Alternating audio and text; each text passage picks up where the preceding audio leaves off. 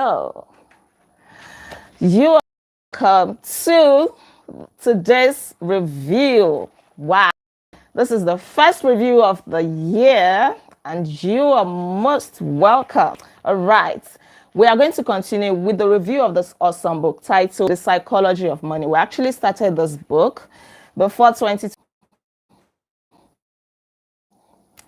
Yes, we were able to do the introduction as well as the chapter 1. So we're going to continue with chapter 2. And guess what? We're going to be learning how Bill Gates, the same Bill Gates of Microsoft Computers, how he actually became rich. So I welcome you all. Good evening and happy new year to you. Woo! I'm so excited about 2025, right? So this chapter 2 is titled Luck and Risk. Nothing is as good or as bad as it seems. Just a brief into this book, The Psychology of Money. In case you missed the introduction and the chapter 1, this book tells us that doing well with money has a lot to do with how you behave with money. So in the introduction, we learned about different individuals and how their behaviors with money made or marred them. We learned the stories of some individuals who were so rich at first and eventually became so poor. And we also learned about the case of one individual who came from a humble background, but because he was so prudent with money, he became so rich. When he died in 2014 at the age of 92, his net worth was $8 million. And this is in person of Ronald James Reed. Right. And in chapter 1, we learned that your behavior with money has a lot to do with your background, your upbringing, your mindset, the country that you are in, and so many things. So chapter 1 tells us that nobody is crazy. What I do with my money that may be crazy to you may not be crazy to me. And what you do with your money that seems so weird to me may not be weird to you, right? So let's go straight into what we have for today, how Bill Gates became rich. And this has to do with what the author, Morgan Housel, calls luck and risk. All right. Luck and risk are siblings. They are both the reality that every outcome in life is guided by forces other than individual efforts. And actually, a New York University professor, Scott Galloway, has a related idea that is so important to remember when judging success, whether by your own standards or by other people's standards, so that you have it at the back of your mind that nothing is as good or as bad as it seems. Now, how did Bill Gates become rich? Bill Gates went to one of the only high schools in the world that had a computer. And the story of how Lakeside School, just outside Seattle in the United States of America, how the school got a computer was a very remarkable story. There was a man named Bill Dougal who was a World War II Navy pilot. And after he was done being a pilot, he became a science and maths teacher. Right. And he believed that it was not enough to tell children to read books, to study, that children needed real life experiences. And this man also realized that there was something about computers that, made it necessary for children to be exposed to it. Right. And so in 1968, Bill Dougal, petitioned the Mothers Club in this Lake Heights school. That's the money that they realized from their roomage sales, from the sales of selling, from the sales of used items and all of that, that they should use that money, they should invest that money into a teletype Model 30 computer. It must have been a very big computer that they were using in those days. That they should invest it into that kind of computer. It was more like a General Electric mainframe terminal for computer sharing, where all the children could come together and have access to computers. So he petitioned them and he won that petition. And the money realized from the roomage sales was actually invested into this computer. And it happened that Bill Gates and his friend Paul Allen picked so much interest. I guess they must have picked so much interest more than the other children. They would go to that computer at night, every time. They were so fascinated by the computer. And one thing I want to draw from this story at this point is that one man named Bill Doggle was forward thinking. He had the foresight. You see how his impact, his forward thinking, made Bill Gates and Paul Allen to become so rich. You cannot talk about the richest people in the world today and not mention Bill Gates. Yes, but this came through the impact of one man. So at this point, I'm saying to you that your impact is not small. Whether it is your voice, whether it is the knowledge that you have, whether it is your money, whether it is your time, make an impact in your own little way. You just never know whose life is going to change positively because you made an impact, because you made that effort that you think is so tiny. So don't underestimate your impact. Because at that time, most university graduate schools did not even have a computer as advanced as what Bill Gates had access to when he was in 8th grade, right? And he couldn't get enough with it together with his friend. This was like in 1968 when Bill Gates was just 13 years old. So he and his friends were so obsessed with this computer. They would go there, they would touch it, they would do all that they knew to do with this computer, even at their age. And they put their creativity and innovation to use, even late into the night on weekends. They quickly became computer experts.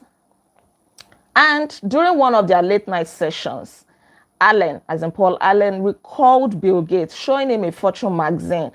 And Bill Gates was saying, "What do you think it's like to run a Fortune 500 company?" Allen said he had no idea, but Bill Gates had an idea. He said, "Maybe we'll have our own computer company someday." And what happened? They actually had their own computers. As at the time that this book was written, Microsoft was worth more than $1 trillion. And I tell you that the net worth has not even reduced. It is over $1 trillion as we speak. The impact of one man who was thinking that instead of them using the money realized from roommate sales to do other things, they should invest it into buying a computer. What is that thing that God is laying on your heart? You had better start putting it into reality. You had better not hold back. You had better not say that, oh, it is an unpopular idea. You had better be bold and bring it to life, right?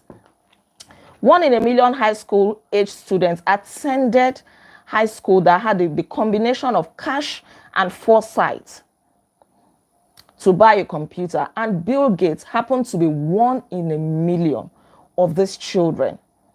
And Bill Gates is not shy. He said that there was no Bill Gates without Lakeside High School. He was always saying it. He became so successful. He was a man of vision. He was smart. He was even more hardworking. Even as a teenager, he had the vision for computers that even most seasoned computer executives did not have. Bill Gates has always been focused.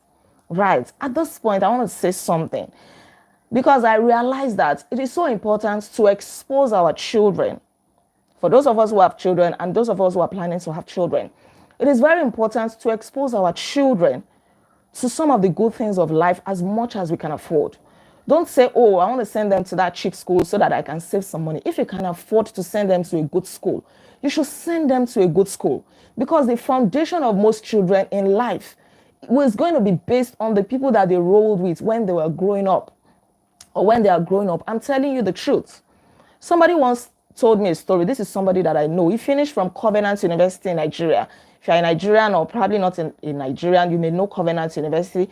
It is a private school. In fact, for so many years consecutively, Covenant University has backed the best private school in Nigeria, right? This guy said that when it was time for him and his brother to go to the university, his family was in a financial mess. In fact, they were all squatting with another family. But his father, who knew the essence of quality education, sold the lands that he had at that time. And the money realized from the sale of this land was used to pay for the first year of he and his brother in Covenant University. That in fact, when his father took this bold step, the person that accommodated them must not know that, oh, so you have money to send your children to private university and you don't have money to go and rent a house.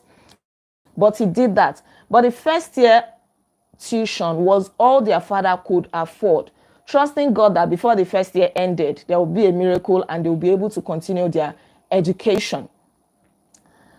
Their father could not pay more. But these guys, once they got to school, they had other rich kids. If you know Covenant University, you know that it is not for the poor, even though the school does a lot of, has a lot of initiatives that give scholarships to those who cannot afford it and who are brilliant, right? That is one thing that I give to them, right? But he started mingling with rich kids from rich families. And he thought, oh, what can I be selling to them? And he started selling things to them. Some of them that knew that he was hardworking, he was brilliant, they wanted to become his friend. And from selling to them, from being friends with them, he was able to raise school fees for himself and for his brother. That was how they saw themselves through university. Today, that guy is a millionaire because he had a good foundation from Covenant University and he's into real estate right now. And he sells high-ticket products, real estate products. And some of his clients are those that he met at the university, who liked him, who became his friends. He built the connection. So what am I bringing out? If you can afford it, send your children to good schools. Let them mingle with good people. Live in a good location. If you can afford it, the foundation is very, very important. Right, I really want to run faster now. Now, let's talk about Bill Gates' friends. Bill Gates' friend named Kent Evans. Don't forget that we're talking about luck and risk. How some people find themselves to be lucky in life. And how some people find themselves to be on the other side, which is the side of risk, where they fail or where things become messy or maybe they even die in worst case scenarios. And this is the case of Kent Evans, who was actually brilliant. In fact, Bill Gates described him as the smartest kid. Yes, the best student in the class when they were at Lakeside High School. Kent Evans was the best student in his always reasoning together. Thank you for that. Yeah. That they were always reasoning together and they thought that, oh, they would have their own computer company. He was always carrying this big briefcase like a lawyer. He was very focused. He was smart and everything. But Kent happened to fall on the other side of risk, the side that was not favorable. He died even before he could graduate from high school. He died in a mountaineering accident. He went climbing mountains and then he died. He lost his life and that was the end. Right.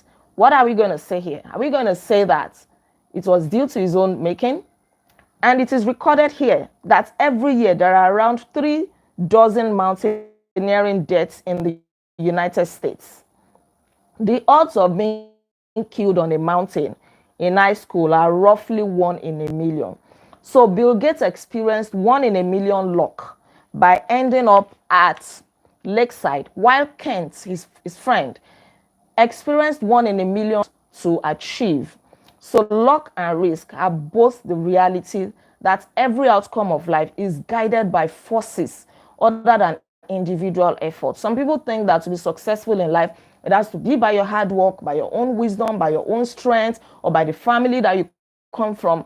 But I tell you the truth, that there are some forces in life that influence our outcome. Because the question you should be asking yourself is that the people that are the richest in the world, are they the most hardworking? If you think about the most hardworking people, they are probably the people doing menial jobs, carrying sand and blocks and pushing wheelbarrows and all of that. Are they the richest? In reality, they are like some of the poorest people. So it is not by power, it is not by might. There are some forces behind success, there are some forces behind failure. Some people will work so hard and they will say, oh, they have nothing to show for it. Is it that their village people are behind them? Or there are just some forces. I'm a Christian and I believe that life is spiritual, right? Sometimes it's not even sometimes. It is not by power, not by might. By strength shall no man prevail. And that is why we always pray that God will crown our efforts. Right. That is that. So unfortunate that Kent Evans ended that way. Both are so hardworking, both really wanted to become something in life. But then life happened. And what this chapter is actually saying is that nothing is as good or as bad as it seems. When somebody is rich in life, we think that, oh, probably they are brilliant, they are the best and everything. But you may also want to check which family were they born into? Which country are they in? Does the country support people to become successful entrepreneurs? Did their family appreciate education and send them to the best schools? Or you are comparing yourselves with them? You are probably born in a country where you have to struggle for everything, survival of the fittest. You find your own school fees, you find your own food, you construct your own road, you find how electricity is going to get to your house. You don't have any funding if you want to do business, nothing. Right? So nothing is as good or as bad as it seems. If you think that you're not doing so well in life, there are probably some other forces apart from your own efforts that may be responsible for this. And if you are doing so well in life, there are also probably some forces that are responsible for this. I need to move faster now. So the exact role of luck in successful outcomes cannot truly be measured. If somebody is successful, you can't say, oh, that guy was lucky. They're going to look at you like, what do you mean by lucky? I worked hard for this. And if you are also successful, you are going to find it rude or insensitive if somebody just comes to you and says, oh, you are so lucky, because you know that you worked hard for it. Probably you also prayed so hard for it. And so we should not neglect these other forces, whether the forces that bring success or the forces that bring failure. There's a story of a guy here. Let me quickly go to him. Right. I'm trying not to skip too much and all of that and all of that. Another point from this chapter is that if somebody does well, the person is celebrated. Nobody really wants to know how the person became successful. The front covers of magazines and newspapers would have this person's picture, right? And it could be that the person just decided to try something, maybe to invest in something, and the investment did so well. Meanwhile, there could be this other person who racked his brain, who knows all the financial laws and rules and everything, and the person invests and the investment does not do well. This still boils down to some forces beyond our control and how we should not be lackadaisical, how we should not be reckless, right? There is risk, there is luck. I don't really believe in luck that much, but the richest man in Babylon helped us to describe luck, that we all create our own luck by the hard work that we put in, the efforts, the prayers, our intentionality, the choices and the decisions we make in life. So at the end of the day, people may say, oh, I'm lucky, but there is really nothing as sheer luck. Luck is like, oh, you just waking up and pounds are falling on your laps, or something just happens that is not traceable to anything. Even if you think that you're lucky, it could be that your parents have prayed so hard for you. And that's why we should also do the same for our children. Or maybe they've really sacrificed a lot to send you to the best of schools, to give you quality education. Now, let me go over to the story of this guy. His name is Cornelius Vanderbilt, and he was a bold guy. A lot of people would have thought that, oh, he was a lawbreaker. But even that, he was audacious. He wanted to construct railroads, right, in America, in New York precisely. And his business advisor told him that what he wanted to do broke the law. And he said something like, he didn't care about the law. To hell with the law, or something like that. And he went ahead to do what he wanted to do anyway, to construct the railroads. And guess what? As described in this book, he was so successful. And his attributes was Oh no, his attitude was attributed to his success. And I learned a very big lesson here, that whatever you want to do, you have to be audacious. You need that boldness. There will be so many voices coming to you. Do this, don't do that. Oh, what if, you are doing this? What if what you're doing is wrong and all of that? If you are bold about it, you have to do it. If there is one thing that I have learned in my life, it is that life favors the bold. Some other persons would have chickened out, and that is what makes the difference between those who succeed and those who fail, pretty much. While you are there overanalyzing is, oh, what does the law say? Oh, hope they are not going to arrest me. Hope they are not going to do it. You have to be audacious.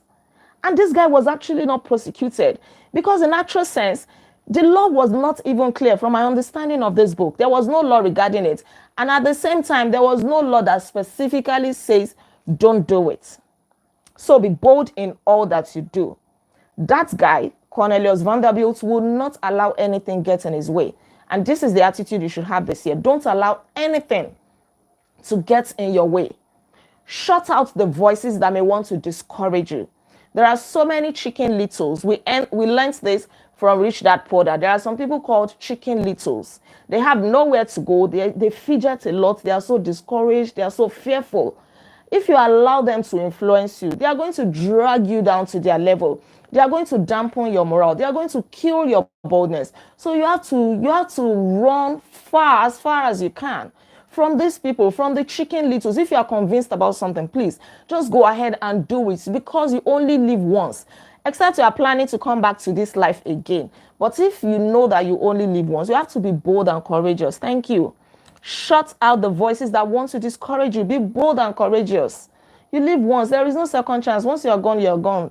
After death is judgment. That's what my own Bible tells me. Right. Some people praised him. Oh, he was such a bold guy and all that. Some may have said, oh, he was a lawbreaker. But anyways, he did what he had to do. And here, it means that we really cannot, there is a thin line between, the thin line between being bold and being reckless. There's a thin line between being bold and being reckless. Being bold does not mean you should be reckless or you should be a lawbreaker or whatever. But the truth is that in life, you have to be bold, you have to be audacious, right? For those who don't make it in life, who fail, are we going to say that they did not put in a lot of effort? Are we going to say that they are lazy? And for those who become so successful in life, are we going to say that it is because they are the smartest? I don't believe so. But the author has helped us to really understand this. He said two things can point you in a better direction when it comes to luck and risk, when it comes to why some people fail, and when it comes to why some people succeed, when it comes to why some people are rich and why some people are poor. Let me read it to you. It says, just be careful when assuming that 100% of outcomes can be attributed to effort and decisions. After my son was born, this is the author speaking now, I wrote him a letter that said in part, some people are born into families that encourage education. Others are against it. Some are born into flourishing economies, encouraging of entrepreneurship. Others are born into war and destitution. I want you to be successful, and I want you to earn it. But realize that not all success is due to hard work, and not all poverty is due to laziness. Keep this in mind when judging people, including yourself. That is the first point. That means that so many other factors are responsible for success and failure. This is the second point. He says, therefore, focus less on specific individuals and case studies and more on broad patterns. I'll summarize this to you. When you are judging your life, don't judge yourself. Don't be too hard on yourself, right? Don't compare yourself with so many other people, because in most cases, we often compare ourselves with extreme cases. Imagine you comparing yourself now to Mark Zuckerberg. I actually missed that part. Let me quickly go back to it. When we talk of luck and risk, there was a time that Yahoo wanted to buy Mark Zuckerberg's company for $1 million. $1 billion. Right. Let me go there. For $1 billion. And Mark Zuckerberg said no, that he wasn't selling. Let me see. Okay, I think I'm there. He said that he wasn't selling because he saw the future of his company and he stuck to it. Today, I Googled it today. Mark Zuckerberg, oh, tongue twister. Mark Zuckerberg is worth around $260 billion worth. Meanwhile, if he had sold his company in 2006, he would have sold it for $1 billion. We don't know what would have become of him right now. That was luck, according to the author, right? Luck, success, whatever.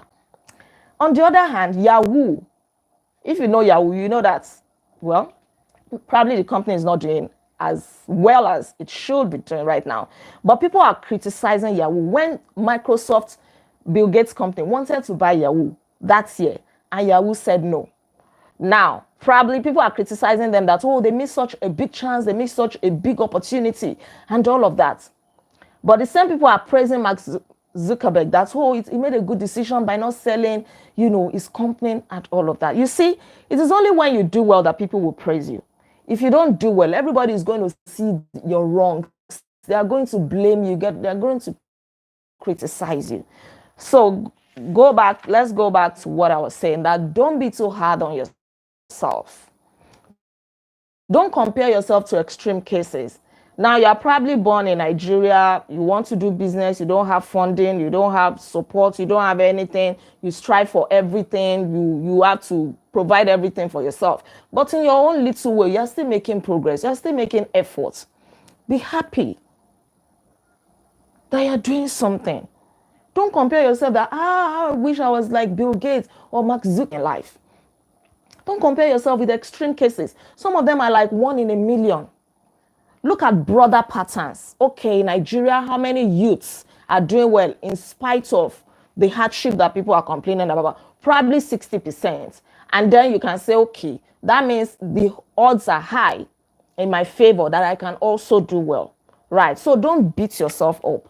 And this will bring me to the last part. We're ending in like 2 or 3 minutes. It says, when things are going extremely well, realize it's not as good as you think. You are not invincible. And if you acknowledge that luck brought you success, then you have to believe in luck's cousin, which is risk. And risk can turn your story around very quickly. Somebody can be rich today, and then they'll say, let me put my money into stocks. And then the stocks crash, and they become bankrupt, they become poor. That is risk. They took a risk, and it did not end up in their favor. That is life for you, right? Failure can be a lousy teacher because it seduces smart people into thinking their decisions were terrible when sometimes they just reflect the unforgiving realities of risk. I want you to listen carefully to this ending part. The trick when dealing with failure is arranging your financial life in a way that a bad investment here and a missed financial goal there won't wipe you out. So you can keep playing until the odds fall in your favor. What this means is that if you put your money into something and it doesn't turn out well, don't beat yourself up. Don't live in regret. Take it as part of life. What is life without risks? Because we cannot play life too safe. If you play it too safe, you are going to be stagnant. You are going to miss opportunities. You don't know what is on the other side of that risk that you want to take. It can happen in your favor, and then you become rich, right? But more important is that as much as we recognize the role of luck in success, the role of risk means we should forgive ourselves and leave room for understanding when judging failures. If you don't do well, you fail at school, that your business did not do so well, forgive yourself. Try again. Keep pushing, because that is life. There is luck. The Bible says time and chance happen to them all. We lose some, we win some, we lose some. That is life. You need to go through life with this understanding. If you go through life with this understanding, you will not be afraid of taking risks. You will not beat yourself up if something does not work in your favor. You're going to keep trying and keep pushing, knowing that one day things are going to work for you. Nothing is as good or as bad as it seems, Right. This is the end of chapter 2. Thank you so much for tuning in. Thank you for joining me. Tomorrow, by God's grace, we're going to look at the stories of two men who pushed their luck. And this is when rich people do crazy things. It is another interesting read. Thank you so much for joining me. Please give this video a thumbs up if you haven't done so already. Share all of your comments in the comment section below. And please subscribe to this channel in case you are yet to subscribe. I remain Olaide Agbaje, also known as First Lady. And on this channel, I inspire you to live intentionally. We'll meet again tomorrow by 9 p.m. Nigerian time. Until then, be intentional. Bye. Thank you. Thank you all for the comments. I see them all.